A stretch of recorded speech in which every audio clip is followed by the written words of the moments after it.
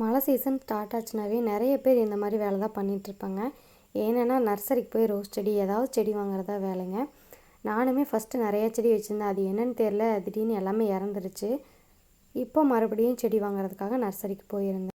இந்த சைடில் இருக்கிற செடி எல்லாமே பார்த்தீங்கன்னா 50 ரூபா 60 ரூபாலலாம் இருக்கும். 100 ரூபாயில் கூட இருந்தது. 7 டேஸ் நான் ஆல்ரெடி வச்சுருந்தேன். அது எனக்கு வீட்டில் செட் ஆகலை, இறந்துருச்சு. அதுக்கப்புறமா வந்து 100 ருபீஸ் செடியெல்லாம் இருந்தது. காகித பூச்செடியெல்லாம் இருந்ததுங்க. செண்பக செடி இருந்தது. அதுக்கப்புறமா பார்த்திங்கன்னா தாமரை அல்லின்னு நிறைய தொட்டியில் போட்டு வச்சுருந்தாங்க. அது எல்லாமே 500 ரூபாயிலேருந்து ஸ்டார்ட் ஆகுதுன்னு சொல்லியிருந்தாங்க. இது எல்லாமே 100 ருபீஸ் செடிங்க. ஆனால் எனக்கு இதில் அவ்வளோவா கலர் செட் ஆகலை. ஆனால் அழகாக தான் இருந்தது. எனக்கு கலர் செட் ஆகலை. அதனால் 50 ரூபாய் செடியிலே ஒரு 4 செடி வாங்கியிருந்தேன். அதுவும் நல்லா கொஞ்சம் பெரிய பெரிய செடி தான் வாங்கியிருந்தேன்.